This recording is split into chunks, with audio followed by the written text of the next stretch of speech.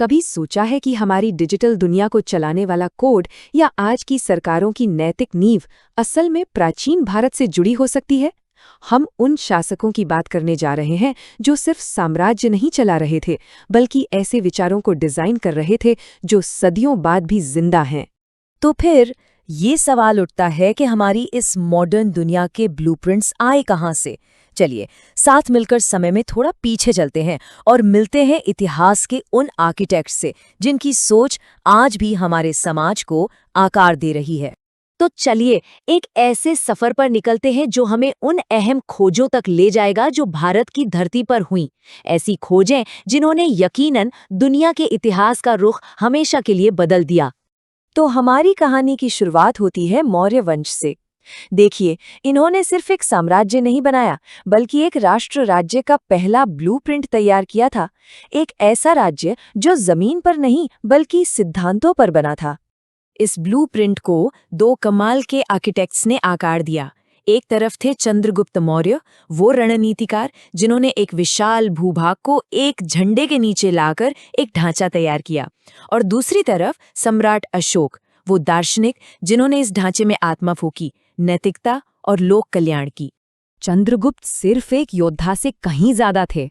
कौटिल्य के अर्थशास्त्र से प्रेरणा लेकर, जो गवर्नेंस और इकोनॉमी पर एक जबरदस्त ग्रंथ है, उन्होंने एडमिनिस्ट्रेशन, इकोनॉमी और न्याय के ऐसे सिस्टम बनाए जो अपने समय से बहुत बहुत आगे थे। उन्होंने एक अखंड भारत का सपना देखा और उसे हकीकत में बदल दिया। और यही कहानी एक बहुत ही दिलचस्प मोड़ लेती है। अशोक का ट्रांसफॉर्मेशन। कलिंग युद्ध की भयावहता ने उन्हें एक विजेता सम्राट से शांति का दूत बना दिया। उन्होंने हिंसा का रास्ता हमेशा के लिए छोड़ दिया और धम्म को, यानी नैतिक और सदाचारी जीवन को, अपने शासन का केंद्र बना लिया। और ये सिर्फ बातें नहीं थीं, अशोक ने इन्हें जमीन पर उतारा। जरा सोचिए, आज से लगभग 2300 साल पहले कोई शासक इंसानों और जानवरों दोनों के लिए अस्पताल बनवा रहा था, यात्रियों के लिए सड़कें बनवा रहा था और शिक्षा के लिए विश्वविद्यालय बना रहा था।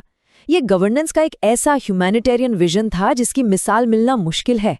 लेकिन तब क्या होता है जब सैन्य शक्ति का बौद्धिक जिज्ञासा से मिलन हो? अब हम एक नए दौर में जा रहे हैं जहां भारत कल्चर और साइंटिफिक इनोवेशन का एक ग्लोबल सेंटर बन गया।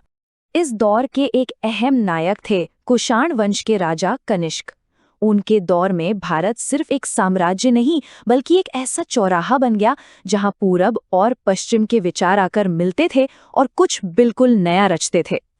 कनिष्क के ही समय में गांधार कला पनपी, जो इंडियन स्पिरिचुअलिटी और ग्रीक आर्ट का एक अद्भुत संगम थी। इसी समय आयुर्वेद का महान ग्रंथ चरक संहिता लिखा गया और एस्ट्रोनॉमी में भी बड़ी तरक्की हुई। ये दिखाता है कि भारत कैसे ज्ञान का एक मेल्टिंग पॉट था। और फिर आता है गुप्त राजवंश का दौर, जिसे अक्सर भारत का स्वर्ण युग या गोल्डन एज कहा जाता है। ये एक ऐसा समय था जब गणित, विज्ञान और कला के क्षेत्र में ऐसी तरक्की हुई जिसकी कोई कल्पना भी नहीं कर सकता था। और इस युग की सबसे क्रांतिकारी, सबसे बड़ी देन थी ये, एक साधारण सा दिखने वाला प्रतीक, लेकिन इसने दुनिया को देखने का नजरिया ही हमेशा के लिए बदल दिया। शून्य। ये सिर्फ एक नंबर नहीं था, ये अपने आप में एक फिलॉसफी थी, कुछ नहीं होने का कॉन्सेप्ट।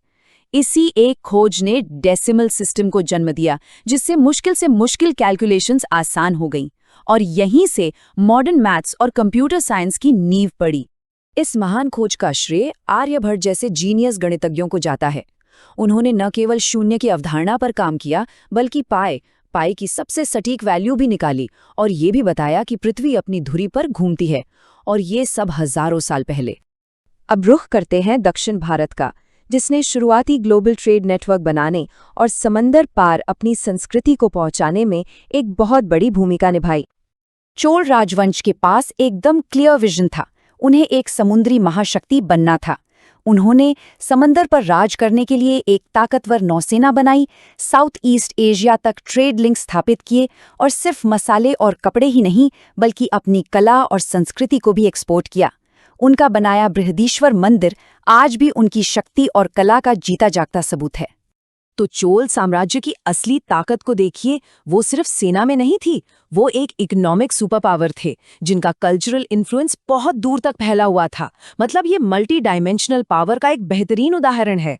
और इसी इलाके में पल्लवों ने मामल्लपुरम जैसे कला के अनोखे केंद्र बनाकर इस विरासत को और भी ज्यादा समृद्ध कर दिया, जो आज भी दुनिया भर से लोगों को अपनी ओर खींचते हैं।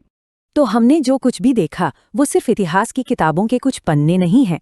ये उन बुनियादी आइडियाज का सार है जो आज भी हमारे बीच मौजूद हैं, हमारी दुनिया को प्रभावित कर रहे हैं। आप देखिए, मौर्यों के नैतिक शासन से लेकर आज के ह्यूमन राइट्स तक एक सीधी लाइन खींची जा सकती है। गुप्तों का शून्य हमारी डिजिटल दुनिया की बुनियाद है और चोलों का समुद्री व्यापार आज की कनेक्टेड ग्लोबल इकोनॉमी का एक शुरुआती मॉडल था। तो असल में ये सिर्फ राजा नहीं थे, ये उन आइडियाज के आर्किटेक्ट थे जिन्होंने समय के आर पार जाने वाले पुल बनाए। और इसी सोच के साथ एक सवाल छोड़ जाते हैं, अशोक की नैतिकता, गुप्तों का इनोवेशन या फिर चोलों की ग्लोबल सोच, आज एक बेहतर भविष्य बनाने के लिए हमें इनमें से किस प्राचीन ब्लूप्रिंट की सबसे ज्यादा जरूरत है?